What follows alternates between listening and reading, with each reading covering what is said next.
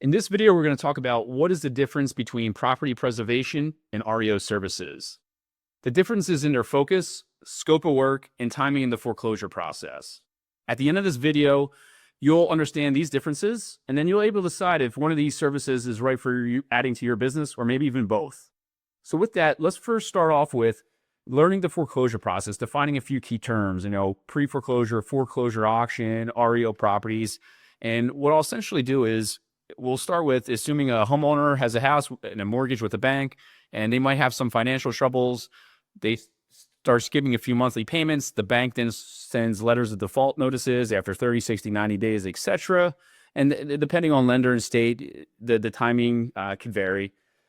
After a few months have happened, the property then could be started marketed publicly for foreclosure auction. That's like the sheriff's sale at the county, the local county house. And from there, the banks will market the property. It will go to sheriff's sale and be auctioned off. And if the property isn't bid or won by anyone hitting the price at the county sheriff's sale, then it'll go back to the lender or bank, and it'll become a REO property or real estate owned property. So now that we have a baseline of some of these things, Paul, do you want to start off with kind of high level describing the differences, the primary objectives of property preservation versus REO services? Sure, absolutely. So once the bank takes over the property and they find out if it's vacant or not, if it's vacant, obviously they got to secure the property, right? You got to put new locks on there, change the door locks, put lock boxes on there. If there's any broken windows, what they'll usually end up doing, either repairing those windows or putting plywood in front of it, getting rid of any trip hazards that they might have. And then, of course, like the most important things, if it's in a northern area where there's snow, they got to do snow removal. If it's in an area where the grass is growing, you got to be doing like biweekly lawn service as well. And basically what you're doing is securing a property. Let's put it this way. You could have a leaky roof too. So they'll tarp the roof if that's the case. And that's the essence of property preservation as compared to property rehabbing.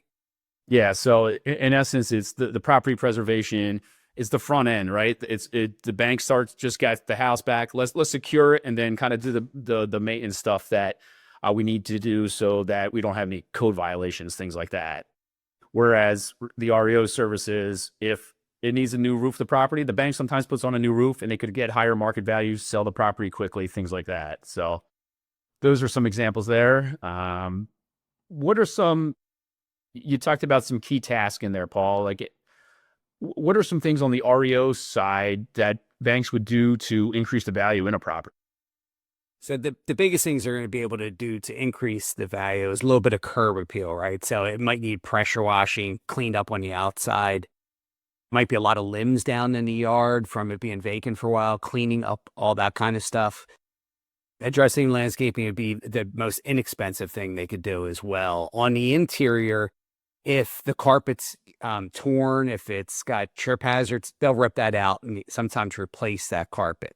A lot of times they'll do a basic paint job, right? What we refer to as wholetailing on a property. Sometimes the bank will start with that process there. Yeah, that is a good point. With regard to property preservation, are there any other key tasks out there that they do on top of the maintenance, or is it just more maintenance work like winterizing, things like that you mentioned earlier?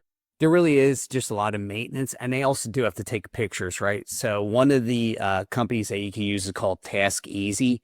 And I've used them on properties that we own different parts where we just have them go out every other week to mow. What they'll do is send pictures of you both before the mowing and after the mowing.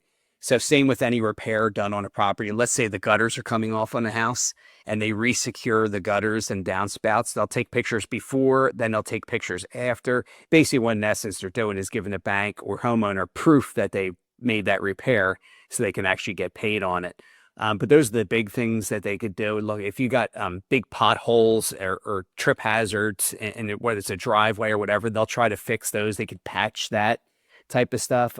If you look at HUD homes, HUDs are notorious for this. If there's no railing going up and there's more than 2 steps going up to a house, you and I have seen this a million times, Mike. They'll put the 2x4s and make 2x4 railings on the interior of the house. If you have spindles out on the steps going upstairs, that's definitely a hazard. Kid could fall through it. So they'll actually resecure, put new spindles in, or even 2x4s there potentially as well. So they're a little bit different between what HUD will do compared to what a regular bank will do, whether it's Wells Fargo or Chase or Bank of America or one of those. But in essence, they're trying to do the same thing, just secure it, make sure there's no trip hazards, make sure there's no open electrical hazards, right? If the power's on, but if there's open circuit somewhere, that's a major issue. So that's something they want to close off. Yeah. And then next, let's discuss the clients, right? If you're running a property preservation business or an REO service business, you might have similar or different clients. With regards to property preservation, I believe your main clients are mortgage servicers and banks, since you're securing the property. Whereas the REO services, you're working more with the agents, banks, asset managers to kind of evaluate whether this work is needed or not. You'll kind of get the ROI based on the renovation. I miss anything there, Paul? Is that kind of sum it up well? That's the truth, right? So what they're looking at, the bank wants to know what could we sell it for if it's current condition, kind of what we do when we're looking at properties. The other thing is if we made certain repairs, what evaluation can we expect to get there and what are the costs? So they're getting estimates on doing some repairs per item sometimes, and then they're getting estimates on doing full rehabs because Mike, you and I have seen banks do full rehabs on properties, completely new kitchens, new bathrooms, new flooring, new roof, new siding, window, all that kind of stuff.